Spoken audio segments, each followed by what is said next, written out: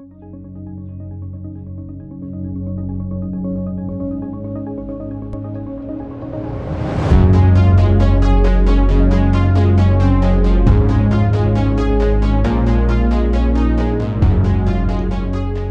and welcome to the third episode of About a Breakthrough, and today we bring you an incredible story of two brothers who lived in Dayton, Ohio, and their quest to achieve the first human-powered flight. It's none other than the Wright brothers. Here is a sneak peek of what you will hear in this episode. The success of human flight was all dependent on controlling it. Both of the Wright brothers, they were high school dropouts. First of all, they started with a printing press. Even though in the history it is written that Orville and Wilbur were the first ones to fly, this is not exactly true. Kind of came up with this coefficient that was very, very close to the value that we have today. One thing that a researcher wants in his life is to see their research come to fruit like this. Wilbur died in 1948, and in 1948 we already had the fighter jets. Literally gives me goosebumps to imagine what thoughts must be racing across Wilbur's mind when he must have seen the fighter jets.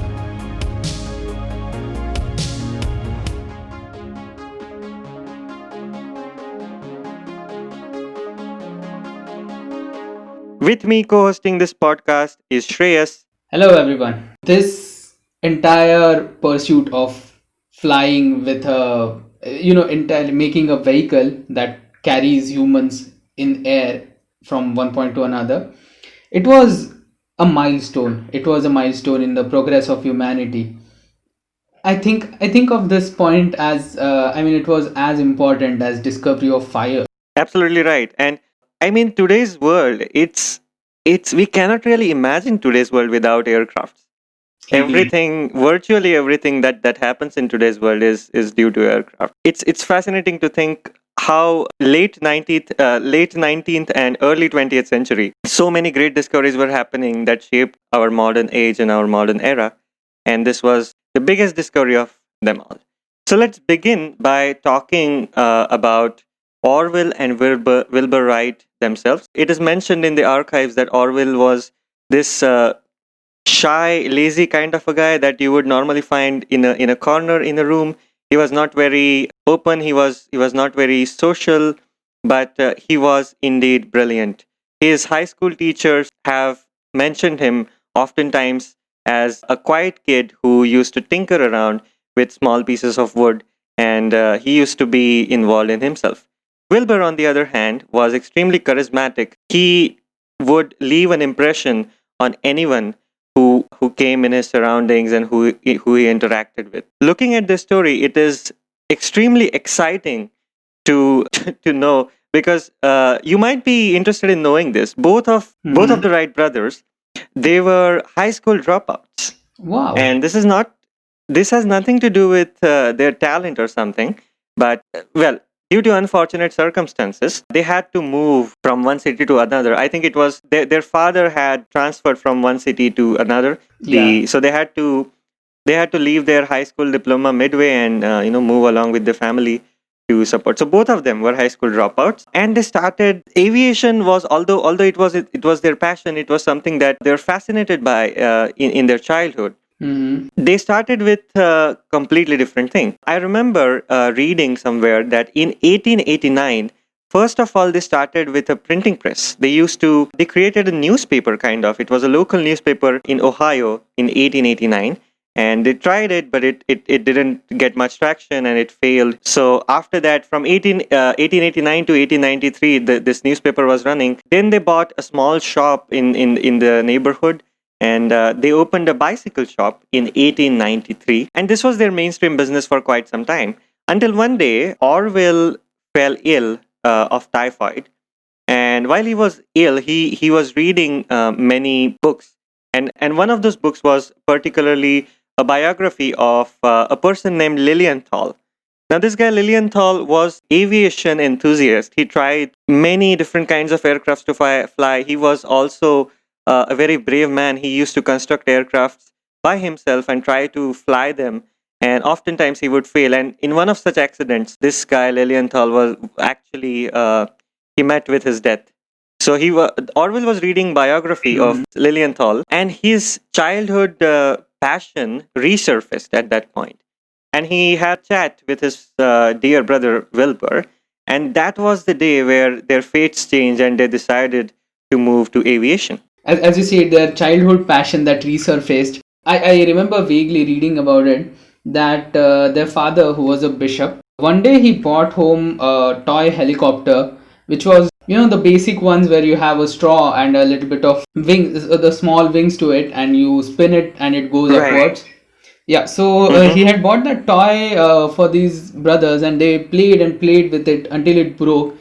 But then they designed their own, and they tried to make they tried to replicate the toy, and they were successful in it. So I think the aviation, the talent for that, it was in them. Yeah. Even though in the history it is written that Orville and Wilbur were the first ones to fly in some sense, this is not exactly true. And you do have some facts which make all of these things clear. Right. Yeah, so let's go over them. Absolutely, yes. So the thing is, the entire idea of modern aircraft, the vehicle, that is built up around 5 concepts. So the thing is, it should be heavier than air, because there had been established lighter than air kind of vehicles by that time, something that is called zeppelins. Yeah, a hot air balloon. Yeah, exactly. So yes, indeed, the history of aviation went back to the hot air balloons, and that was as old as 810, 887, that kind of era. Oh, Yeah, that was from the golden era of Middle East, and the human flight started from there. And I mean, today we are dreaming of going to the space. So yeah, first point was heavier than air. The other thing was it should have been self-powered. Human flights by that time were kind of gliders. So where you jump from a higher point, and the air drafts will carry you with them. The guy you right. mentioned, Otto Lilienthal, he kind of tried to steer himself with such kind of gliders. And yes, that brings us to the third point, that the aircraft should be steerable. You should be able to control the motion of that.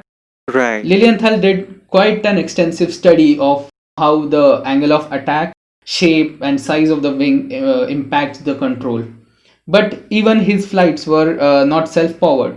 They should be self-powered, they should be steerable, they should carry a pilot in them, because there were kites which flew, and their flight was more or less controllable.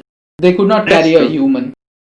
That was the fourth requirement, that they should carry a pilot, a human in them, and their flight should be longly sustained, and you should be able to keep it going if you want.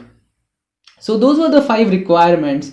They needed to be there in the vehicle, and they were successful in combining all 5 of these for the first time in one single vehicle, and that was, I think, their biggest achievement. Oh, I see. So it was not just the flight itself, but it was piecing together this key elements that eventually led to this heavier than air, powered, steerable, manned, controlled flight. Exactly. Right. Exactly. Makes sense, right? Yeah, of course. When you are up in the air, the thing which you would like the most to have is control over your aircraft and steering over your aircraft. Now, it's extremely easy to do that when you're on the ground. So we are talking about the era of 1903, right? Around 1903. And if I'm not mistaken, in 1905, Henry Ford already productionized his assembly line for, Model T. I guess that was in 1905. So automobiles were already there. Yes, but It was not like... of course, steering an automobiles automobile were... and steering an aircraft is completely different, isn't it? Yeah, and this was where the big question lied. People did not know how to steer an aircraft once it's midair, once it's airborne. Right. And I think this was the first breakthrough that Orville and Wilbur had, that they figured out how would they steer their aircraft in all 3 of the axes, as we say in more technical terms. Typically, you may be knowing, to any given body, it is typically described. The rigid body rotation of any body is typically described along three axes. And in aircraft language, in aircraft lingo, we tend to call it roll, pitch, and yaw. It's a very broad terms actually, but yeah, that's the word which we would like to use. Now you may have noticed this, that take even example of birds. When they want to make a turn, when they want to negotiate a turn, what they do is they lean on one side and they elevate kind of their other side. So they are kind of rolling themselves on one edge, if you'd like, Right. and that enables them to take a turn in the direction in which they are rolling. It's kind So of this like was turning a bicycle, isn't it? when you roll a bicycle or a car, you're essentially executing or exerting the same kinds of force, same kinds of moments on both of your sides of your body. For example, if you want to turn a car, both of your wheels turn in the same way, right? But that's not what it happens when a body is flying. If you have seen it carefully, you will observe that the movements that you do on one side of the body have to be exactly opposite of the movement that you do on the other side. Only then it is possible to take a turn while flying. Oh, And this was the key thing which they observed. So what they did was, in their very first experiments, they came up with this breakthrough steering system that would shrink the length of shrink the wingtip of the aircraft on one side and lengthen it on the other side, so that they were able to negotiate a turn depending on that. So wow. that's one dimension sorted, right? So this is roll sorted. So turning sorted essentially. Looking up or down now, how do you pitch up or how do you pitch down your body or your aircraft? Well, the answer was simple. They already figured out by lengthening or shrinking the wingtips, they were able to control the lift generated, and therefore they were able to introduce a roll. So they did a similar thing. Now, instead of lengthening or shortening the wing, they changed the angle of attack of the wing so that the lift generated over the wing was no longer perpendicular to the ground, but it was at an angle to the ground.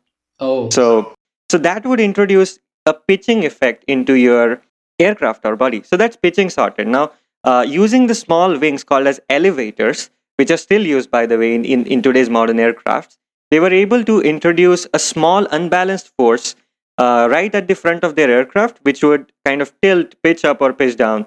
And that was how they were able to achieve pitch. Well, what about yaw? You already have pitching in one axis. What if you just turn it sideways? Well, then the exact same thing is going to happen, but in the other axis, and that's exactly what you want. And this is very analogous to the concept of rudders, which were in the mainstream already. You might be knowing that during those times, boats were frequently used, and boats do have rudders just behind their propellers to kind of direct the flow of water and to give a force in the opposite direction. right. So in a similar manner, if they were to fit these elevators in the vertical manner behind their aircraft, they would end up generating the forces which were needed to introduce yawing motion into their aircraft. So all of the three axes were sorted. Now the last breakthrough came when they wanted to introduce power. Now, Right. as we mentioned, motors and cars, IC engines were already mainstream by that time. So it was not like IC engines were not there, or probably motors were not there. The problem was they were too heavy for such kind of aircraft. So Obviously, what they had because they were essentially made out of, stainless steel and iron, those kind of extremely heavy metals, right? Yes, absolutely right, absolutely right. And believe it or not, Orville and Wilbur, they actually managed to design and manufacture an IC engine by themselves for their aircraft, which was completely made up of aluminium, cast aluminium. That was quite a feat because, the typical temperatures that reach in an IC engine are a little above at what aluminium melts. So, managing the heat around that engine is quite a feat in itself. That's true. That's true. And if you ask any mechanical engineer, or rather any engineer, you would say, because I have done mechanical engineering, and I know that in order for an IC engine to operate, uh, Mm-hmm. it is nothing short of a miracle.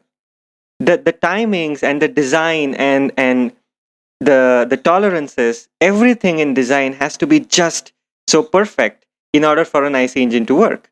If anything goes off, even by the slightest of the amount, well, your engine is not going to fire up and it's not going to continue running. So it's not a joke to make an IC engine by yourself. It takes years and years of hard work, even for giant companies. And these two guys in their shed were able to design and manufacture a customized IC engine for their aircraft.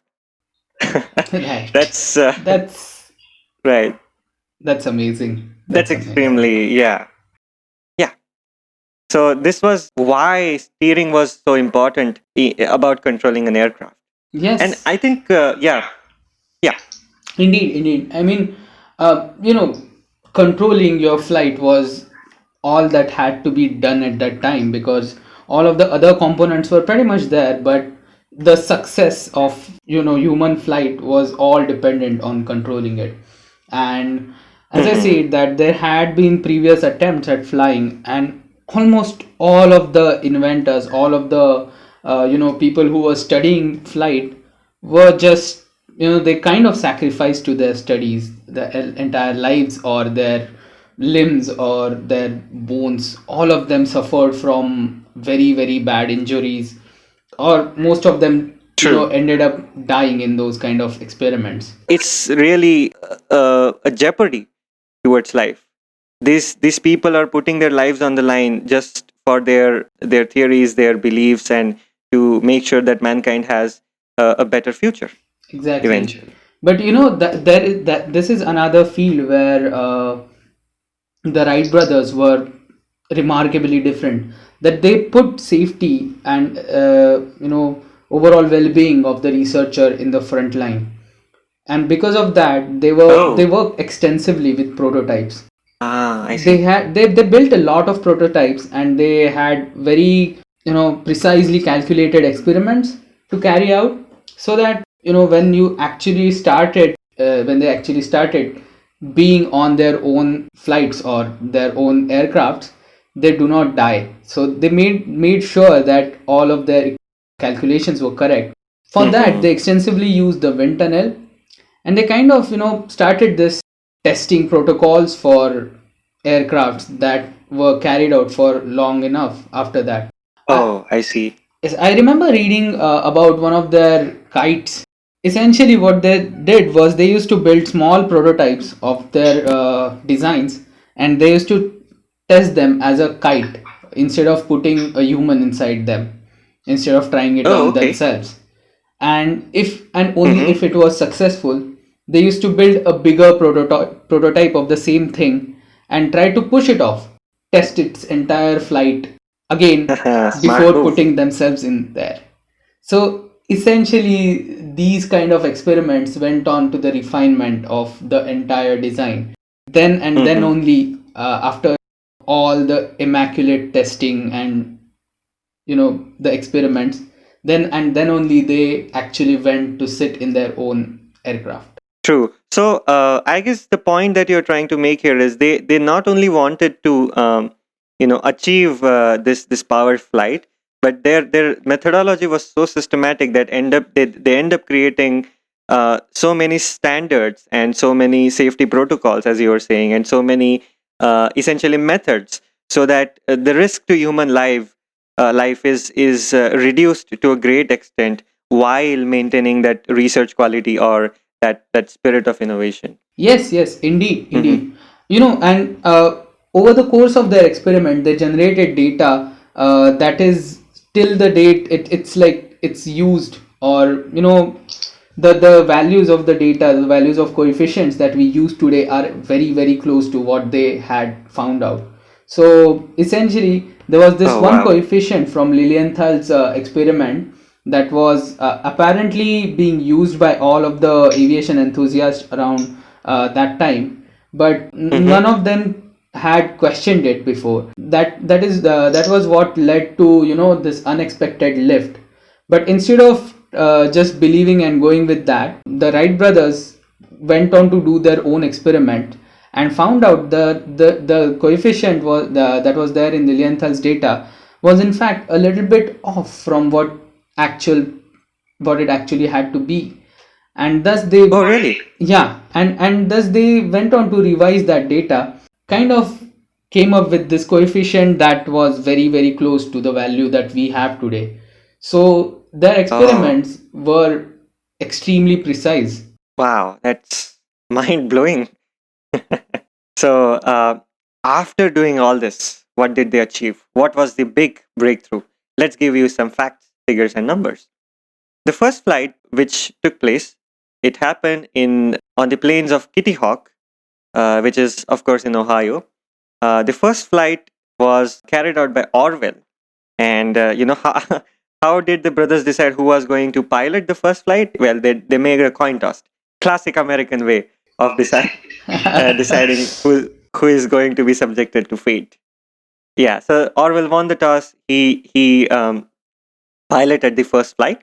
It lasted for 12 seconds only, and at a speed of 6.8 miles per hour, that is 10.9 kilometers per hour if you're living elsewhere other than America, over the ground. Yeah, the distance which it covered was only 120 feet. And this may seem like a very insignificant and very small value, but we have to remember that all of this duration for 12 seconds, the entire flight was in their control, and that was the big thing.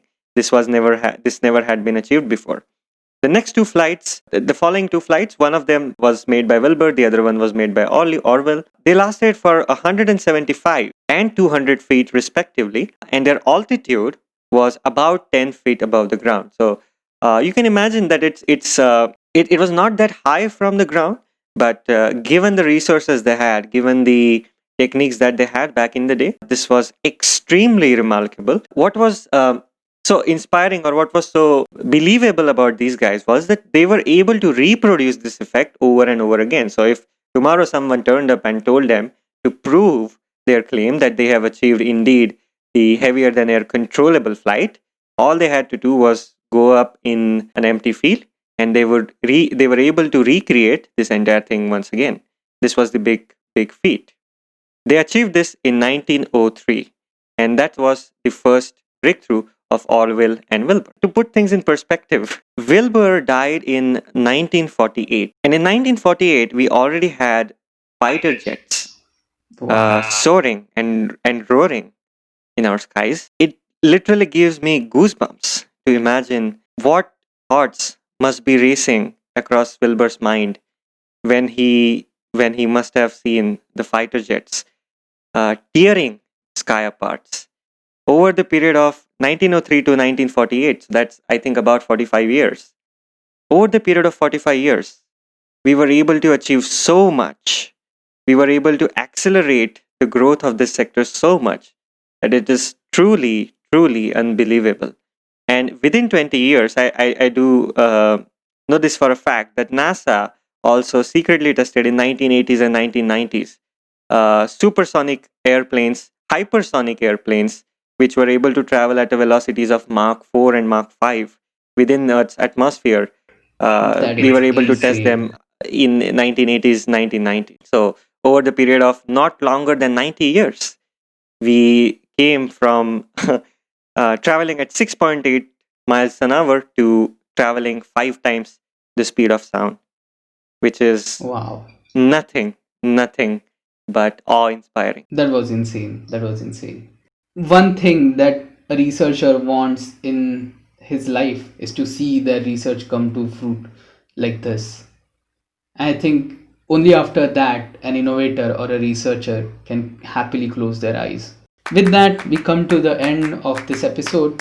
Thank you everyone for listening, and do subscribe us on YouTube and follow us on Spotify. We are also there on Instagram, so don't forget to follow us up there. Let us know in the comments what do you think, and also let us know what would you like to hear in the next episode. Thank you so much.